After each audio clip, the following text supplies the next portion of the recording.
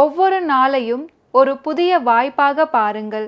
அந்த வாய்ப்பை பயன்படுத்தி வாழ்க்கையில் முன்னேறுங்கள். தடைகள் வந்தாலும் தொடர்ந்து முயற்சி செய்தால் நிச்சயம் ஒரு நாள் வெற்றி நம்மை வந்தடையும் என்பதோடு வாழ்க்கையில் அடுத்த நிலைக்கு செல்ல அதுவே நேர்மறையான எண்ணங்களை உருவாக்க வழிவகுக்கும்.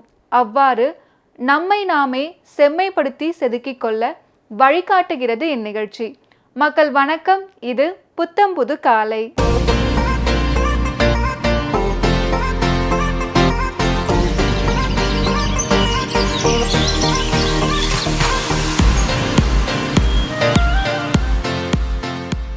காலை நேரத்தை இனிமையுடனும் ஆன்மீக உணர்வுடனும் தொடங்க வைக்கும் இந்த பகுதியில் ஒரு குறிப்பிட்ட பக்தி பாடலை அதன் இயல்பான ராகத்தோடு இனிமையாக பாடி அந்த பாடலில் உள்ள அர்த்தம், அதன் ஆன்மீக முக்கியத்துவம் மற்றும் அதன் பின்னணியில் உள்ள தத்துவங்களை எளிமையாக அனைவருக்கும் புரியும்படி பகிர இருக்கிறோம்.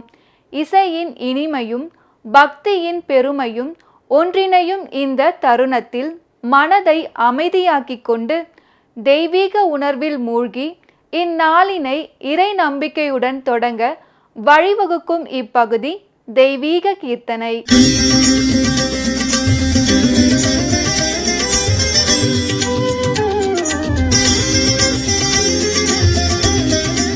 மக்கள் தொலைக்காட்சி நேயர்களுக்கு இனிய வணக்கம்.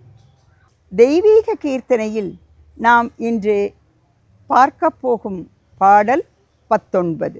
இந்த பாடலினுடைய பெருமைகளை எல்லாம் எடுத்து கூறுவதற்கு நிறைய செய்திகள் இருக்குது. அதையெல்லாம் எடுத்து சொன்னோன்னா சிவபெருமானுடைய பெருமைகள் வளர்ந்து கொண்டே போகும். சித்தரான திருமூலர் எத்தனை அழகாக பாடியிருக்காரு இந்த பார்ப்போமா?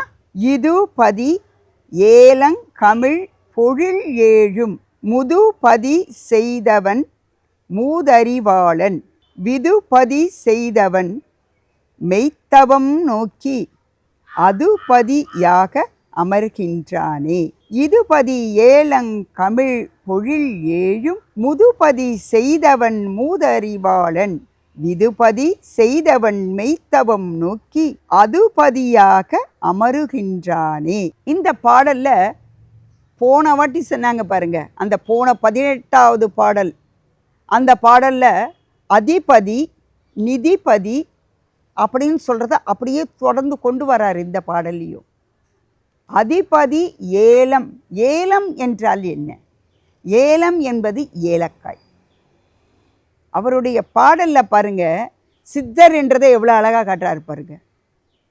காயம் அப்படின்னு சொல்லி அதில் 2 காயத்தை கொடுத்தோம் நம்ம. ஒன்று பெருங்காயம், வெங்காயம். அந்த 2 காயம் இல்லைன்னா வீட்டில் நம்ம சமையல் செய்ய முடியாது. வாழ்வியலில் உடலியலில் நம்ம பார்க்கும் பொழுது அந்த பருவுடலும் நுண்ணுடலும் முக்கியமானது. இந்த சூட்சும உடலுக்கு இது தேவைன்னு சொன்னார். இப்போ என்ன சொல்கிறாருன்னா, இந்த ஏலம் அப்படின்றார். ஏலம்னா ஏலக்காய்.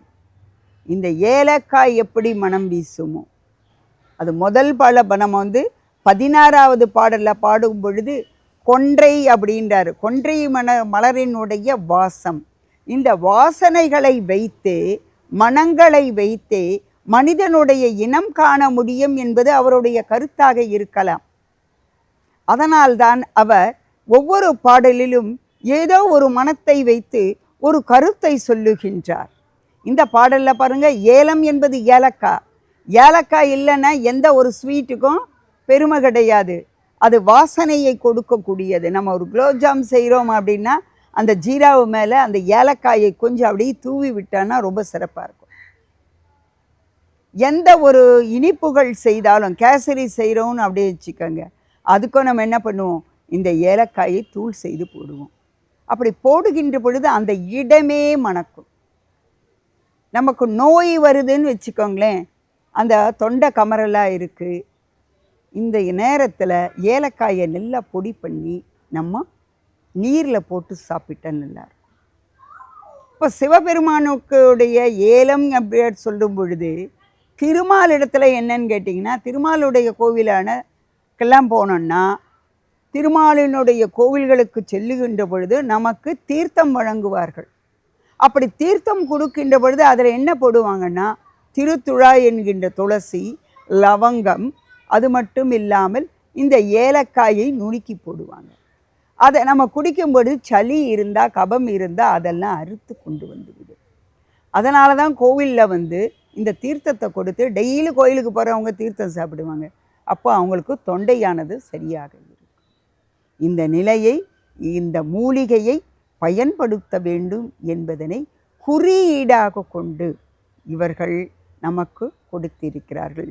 இந்த செல்வத்தோடு உணவு என்பதும் ஒரு செல்வம் அல்லவா? அந்த உணவை எப்படி நாமோ சாப்பிடணும்? உணவே மருந்துன்னு சொல்கிறோம். அந்த உணவும் மருந்து போல தான். எப்படி? நம்ம உடம்பு நல்லா இருந்ததுன்னா தான் அடுத்த வேலை நம்ம செய்ய முடியும். 16 செல்வங்களும் இதுவும் ஒன்று. அதுபோல தான் இவர் இங்கு ஏலம் காடுன்னு சொல்கிறார். 7 காடு. அப்போ 7ன்னு சொன்னால் 7 உலகம். பாதாளத்தில் ஒரு 7 உலகம், மேலே ஒரு 7 உலகம், ஆக 14 உலகங்கள் இருக்கு. இதில் இவர் 7 உலகத்தை மட்டும்தான் எடுத்துக்கிறார் சிவபெருமான்.